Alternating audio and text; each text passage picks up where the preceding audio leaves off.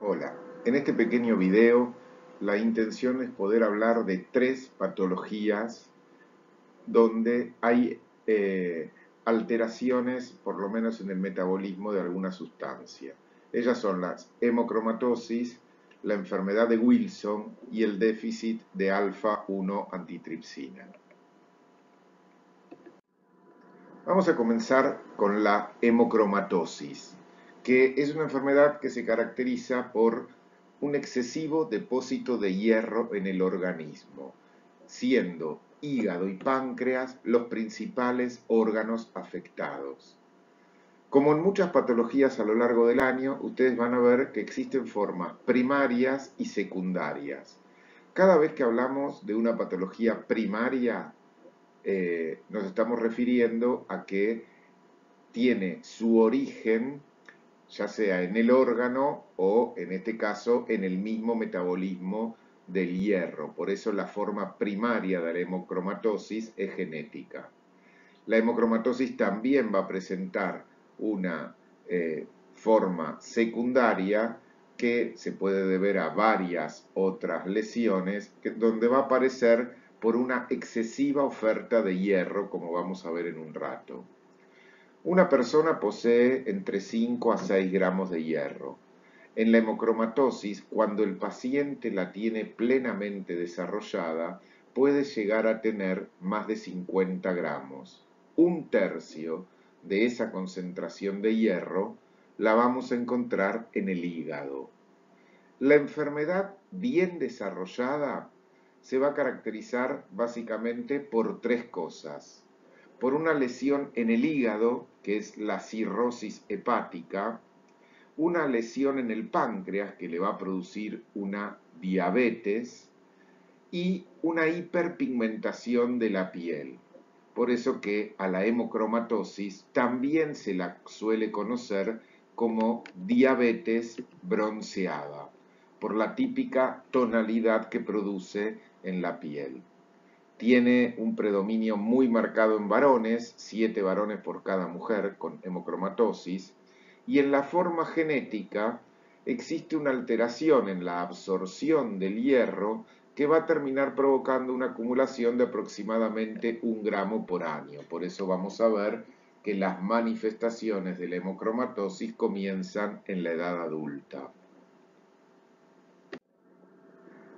Bueno, en este pequeño esquema tenemos un resumen de lo que sería la forma primaria, la hemocromatosis genética y todas las hemocromatosis secundarias que podemos tener, ya sea porque aparece una sobrecarga en la sangre de hierro debido a transfusiones, por distintas causas, hemodiálisis, anemia, drepanocitosis, síndrome mielodiplásicos, por inyecciones en exceso de hierro dextrano, o porque hay una eritropoyesis ineficaz, como ocurre en la talasemia y en la anemia sideroblástica, o como algunas variantes mucho menos frecuentes y conocidas.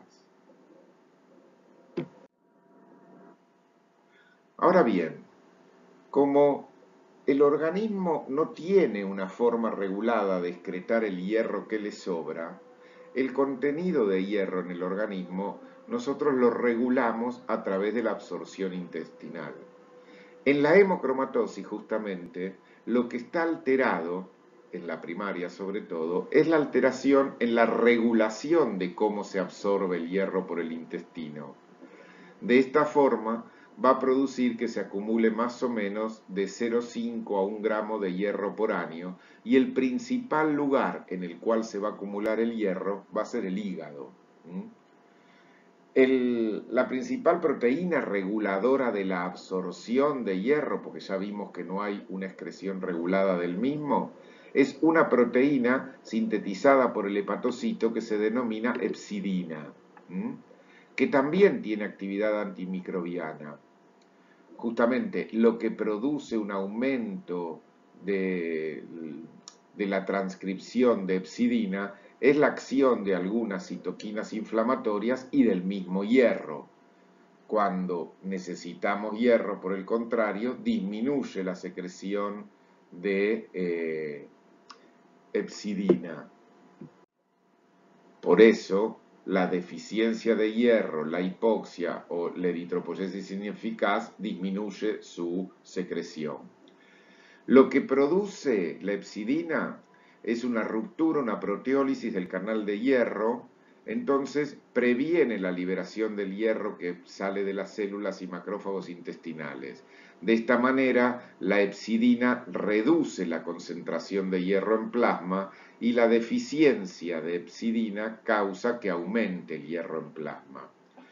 Hay otras proteínas involucradas en el metabolismo del hierro, como la hemojuvelina, que se expresa en hígado, corazón y músculo, el receptor 2 de la transferrina, y son justamente la mutación en cualquiera de estos genes, de los que codifican estas proteínas, los principales responsables de la hemocromatosis. Ahora bien, ¿qué va a producir el exceso de hierro en los tejidos? Básicamente produce una lesión tóxica directa. ¿Por qué? Porque va a dañar sobre todo la membrana celular, dando peroxidación lipídica, va a estimular la formación de colágeno, va a interactuar con el ADN, produciendo una lesión letal que puede terminar dañando la célula, sobre todo al hepatocito, provocando el desarrollo de un carcinoma hepatocelular. Por suerte, la eliminación del exceso de hierro por medio de los tratamientos ha favorecido mucho la supervivencia y la forma de manejar la hemocromatosis. Ahora bien, vamos a intentar entender por qué se producen las tres lesiones principales en el organismo durante la hemocromatosis y, si bien todavía no hablamos exclusivamente de patología hepática, vamos a intentar explicar la principal alteración morfológica que se va a producir en el hígado, que es la cirrosis. Cuando tenemos una hemocromatosis, se va a acumular mucha hemosiderina en hígado, páncreas, miocardio, en la hipófisis, en las suprarrenales, en la tiroides, en la paratiroides, en las articulaciones y en la piel. Estos depósitos exacerbados de hierro y de hemosiderina van a ir acompañados de cirrosis y fibrosis pancreática. Recuerden que el exceso de hierro provoca en la célula que se empieza a producir colágeno. En el hígado principalmente, ese hierro se va a depositar en los hepatocitos, en las células del sistema mononuclear fagocítico, las células de Kupffer, células endoteliales y conductos biliares. En forma exagerada, el hierro es un tóxico directo del hepatocito. Ahora, a diferencia de lo que ocurre en otras lesiones hepáticas, vamos a ver que no produce una gran reacción inflamatoria. En el páncreas, aparte de ver los acinos con pigmento por la presencia de hemosiderosis, va a favorecer la fibrosis intersticial. De hecho, esta fibrosis intersticial es la que va a terminar dañando los islotes de Langhans, produciendo diabetes. En la piel, el aumento del pigmento férrico en la piel en realidad va a cambiar la coloración. Sin embargo, se cree que ese cambio en la coloración se debe básicamente a que hay una mayor producción de melanina. También podemos tener signos de artritis por depósito férrico en las articulaciones. Básicamente la principal lesión que va a producir en el hígado es un hígado que va a estar aumentado o disminuido de tamaño según en el momento que estemos, un hígado más oscuro justamente por la presencia de hemosiderina y sobre todo como favorece la fibrosis, esta presencia de tabiques fibrosos va a terminar provocando un hígado multinodulillar. Fibrosis, alteración en la estructura del hígado y presencia de nódulos es lo que define a la cirrosis. Voy a hacer acá un comentario al margen. La cirrosis es un término que ustedes lo habrán escuchado muchas veces, en general asociado al alcoholismo, porque como vamos a ver más adelante cuando hablemos de hígado, la cirrosis es básicamente el estadio terminal de múltiples patologías que afectan al hígado. En su momento ya lo vamos a ver, en las principales causas de cirrosis vamos a tener el alcoholismo y la hepatitis B. Pero la hemocromatosis también termina en una cirrosis. Y de hecho, lo que define a la presencia de cirrosis son estas tres cosas que enumeré un poco más temprano. La presencia de nódulos, la presencia de fibrosis y una alteración de la citoarquitectura global del hígado. En esta diapositiva podemos ver un hígado. Seguramente les costará decir que esto es un hígado porque está visto con bastante aumento, y podemos ver ese pigmento naranja dentro de las células, que es la presencia justamente de hemosiderina dentro de la célula hepática. Con una técnica de azul de Prusia podemos ver mucho mejor todos los hepatocitos con presencia de hierro en su interior, que son todos esos puntitos azules que vemos en la imagen. La hemosiderina se puede dar sobre todo entre las hileras de hepatocitos o incluso dentro de los mismos canalículos biliares. Otra imagen para apreciar cómo la técnica de azul de Prusia, o técnica de Pearls, nos muestra en azul la presencia de hierro. Recuerden que este hierro adentro del hígado se va acumulando a un ritmo de 1 gramo por año. En el páncreas también vamos a encontrar acúmulo de hierro, aparte de presencia de fibrosis con la consecuente pérdida tanto de acinos como de islotes. Por eso nos va a terminar produciendo una diabetes. Esta es una imagen macroscópica de un hígado. Si bien no se aprecia con exactitud que es un hígado cirrótico, estos cambios en la coloración y sobre todo la presencia de estas formaciones tumorales difusas nos están hablando de la presencia de un hepatocarcinoma sobre un hígado con hemocromatosis, ¿no? Bueno, una vez que dejamos en claro la hemocromatosis, los tres principales órganos afectados, hígado, páncreas y piel, y sabiendo que en la hemocromatosis los depósitos de hierro van a afectar otros órganos, vamos a pasar a hablar ahora de la enfermedad de Wilson. La enfermedad de Wilson se va a caracterizar por el depósito de cobre en los tejidos. ¿Dónde se va a acumular predominantemente el cobre? En el hígado, en el encéfalo y en los ojos. El cobre se absorbe en el estómago, en el duodeno, de ahí va a ir obviamente al hígado, débilmente unido a la albúmina. En el hepatocito se va a unir a una alfa-2 globulina y va a formar la ceruloplasmina, que es excretada al plasma. La ceruloplasmina luego va a ser captada por los hepatocitos, se va a degradar y eliminar por bilis.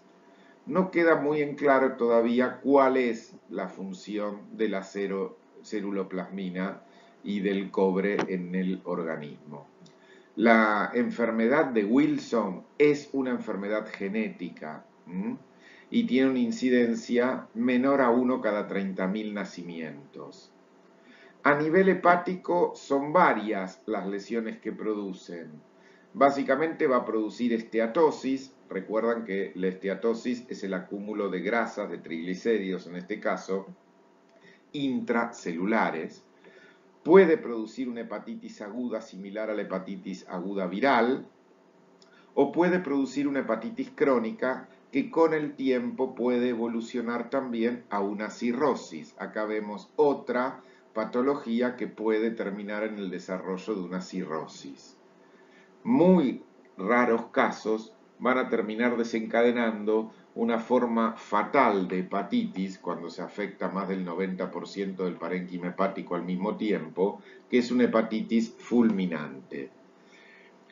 A nivel del encéfalo, lo que va a afectar es básicamente la zona de los ganglios de la base, del putamen, y en la córnea es donde va a aparecer la habitual lesión, que es el anillo de Kayser-Fleischer, ubicado en la zona del limbo corneal. Este depósito de hemosiderina en lo que era la membrana de Semet, no sé si se acuerdan de histología, va a dar una típica imagen que es el anillo de Kayser-Fleischer.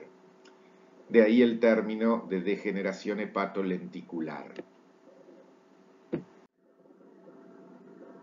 Una típica imagen de un hígado con enfermedad de Wilson. Podemos ver, acá sí nos damos cuenta fácilmente que es un hígado cirrótico. Pueden ver esa múltiple formación como de nódulos. Generalmente los hígados bien fibróticos y cirróticos terminan siendo de tamaño reducido y con un aspecto muy como en empedrado, por así decirlo. Miren acá en esta imagen exterior del hígado, como el hígado, que es la glándula más grande que tiene el organismo, que llega a pesar una sesentava parte del peso de la persona, presenta esa típica forma granulada.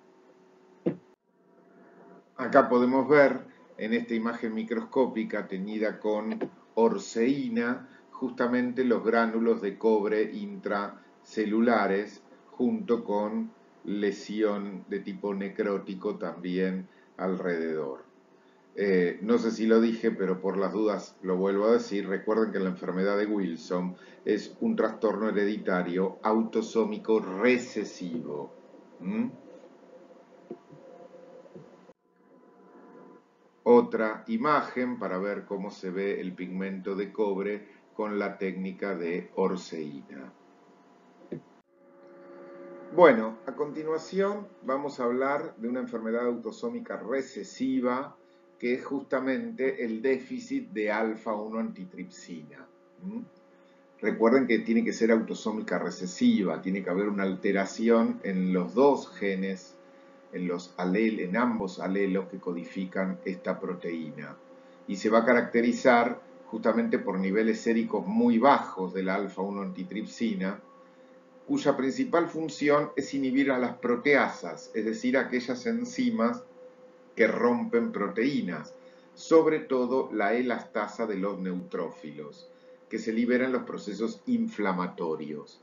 Cuando veamos inflamación, vamos a ver que los neutrófilos son de las primeras células que llegan al foco inflamatorio y, por supuesto, liberan de sus gránulos gran cantidad de elastasa para degradar el material dañado de la zona y después favorecer la posterior reparación. Cuando falta alfa-1 antitripsina, como el organismo también, como vieron en trombosis, regula y contrarregula los mecanismos reparadores, cuando falla la contrarregulación para acotar la actividad de las elastasa de los neutrófilos, es que se produce la lesión.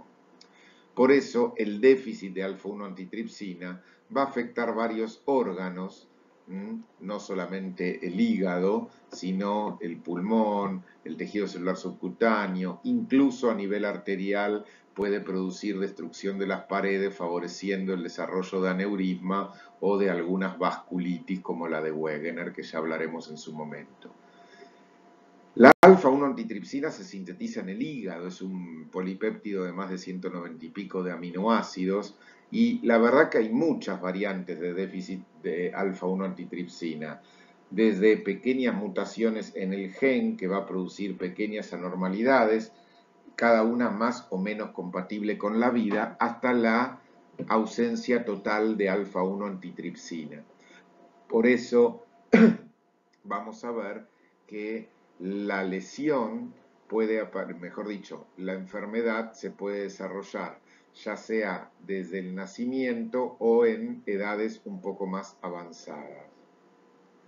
Básicamente lo que más va a acumular el déficit, lo que más va a caracterizar a la enfermedad es el acúmulo en los hepatocitos de la proteína anómala como inclusiones acidófilas que se tiñen muy bien con ácido periódico de Schiff, con técnica de Paz. Se ven como inclusiones bien rosas fuertes, con técnica de Paz.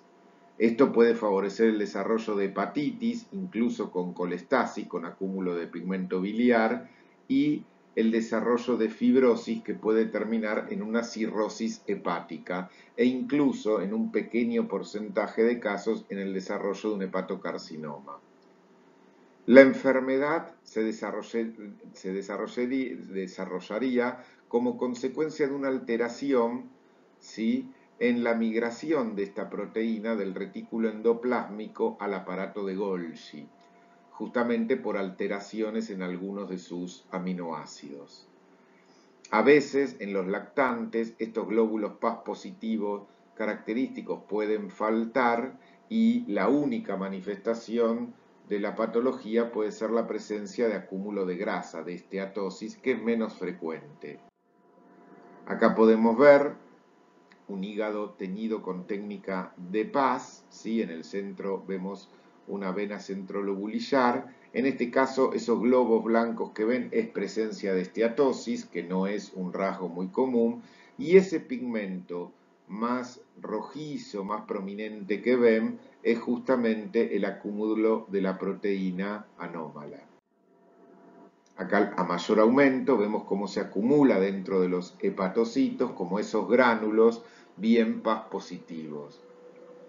Incluso a veces podemos tener alguna pequeña lesión inflamatoria dando algún tipo de hepatitis o directamente desarrollando una cirrosis.